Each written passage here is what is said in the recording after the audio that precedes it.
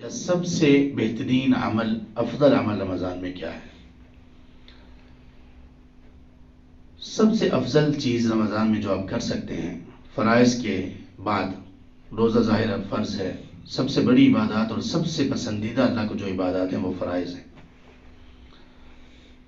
اس کے بعد پھر ایک چیز جو فریضہ بھی ہے اور نفل میں بھی آتی ہے، اور وہی رمضان کا تعارف ہے۔ جو آیت شروع میں نے آپ کے سامنے تلاوت کی ہے اور وہ سورۃ البقرہ کی آیت 185 ہے، 185۔ اس آیت میں کیا ہے؟ اللہ تعالیٰ نے رمضان کا تعارف کروایا ہے، شہر رمضان۔ آیت کی ابتدا یہاں سے ہے، شہر رمضان، کہ رمضان کا مہینہ کیا ہے؟ انزل فیہ القرآن، جس میں قرآن نازل کیا گیا۔ آیت کی ابتدا میں تعارف شروع کروایا گیا رمضان کا، شہر رمضان الذی انزل فیہ القرآن، اور بس یہ رمضان کا مہینہ ہے۔ اس کے بعد رمضان کو جوڑا گیا، اس کے ذکر کو قرآن کے ساتھ، اور بس رمضان کا تعارف ختم۔ آگے کس کا تعارف ہے؟ قرآن کا تعارف۔ کیا مطلب؟ کہ رمضان اصل میں اس کا تعارف یہ ہے کہ قرآن کا مہینہ ہے۔ حرمت والے مہینوں میں اس کا شمار نہیں ہے، اس کے باوجود یہ حرمت والے مہینوں میں مجموعی طور پر حرمت والے مہینوں سے بھی افضل ہے۔ کیوں؟ یہ قرآن کا مہینہ ہے، یہ قرآن کا مہینہ ہے، مجموعی طور پر یہ مہینہ افضل ہے۔ ویسے کچھ اہل علم نے یہ بات کی کہ اگر دنوں کو دیکھا جائے تو سب سے زیادہ افضل دن اللہ سبحانہ وتعالیٰ کے ہاں وہ ذوالحج کے پہلے 10 دن ہیں، اور اگر راتوں کو دیکھا جائے تو سب سے محبوب اور سب سے افضل راتیں رمضان کے آخری عشرے کی راتیں ہیں، ان میں بھی پھر طاق راتیں اور ان میں پھر لیلۃ القدر۔ لیکن مجموعی طور پر دیکھا جائے کہ مجموعی طور پر سب سے افضل مہینہ کون سا ہے تو رمضان ہے، اس کا کوئی مقابلہ نہیں ہے۔ یہ کیوں افضل ہے؟ اس لیے کہ اللہ نے اس مہینے کو چنا قرآن کے نزول کے لیے۔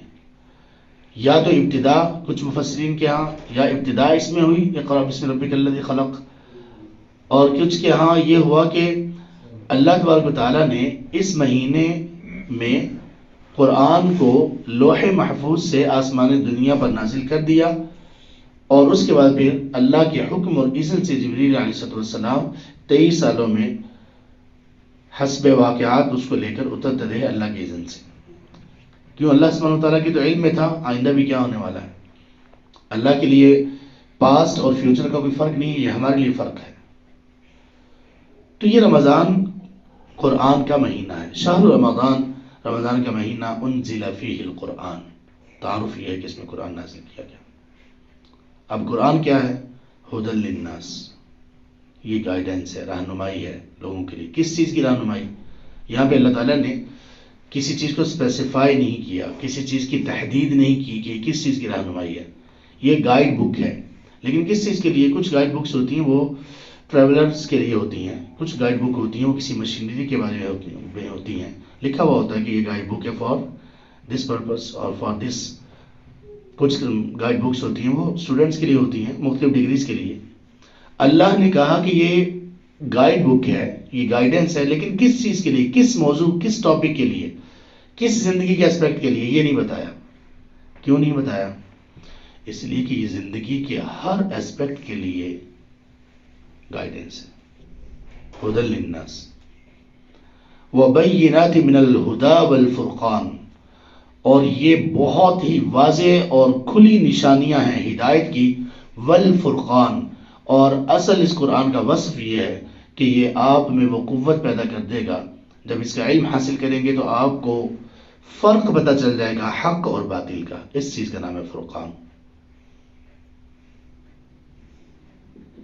تو یہ رمضان ہے۔ رمضان کے جب یہ تعارف ہمیں ہوگا تو پھر ہمیں پتہ چلے گا کہ کس طرح سے ہم نے رمضان میں کیا کرنا ہے، اہتمام کرنا ہے، کس قدر کرنا ہے، اور پھر کیسے کرنا ہے۔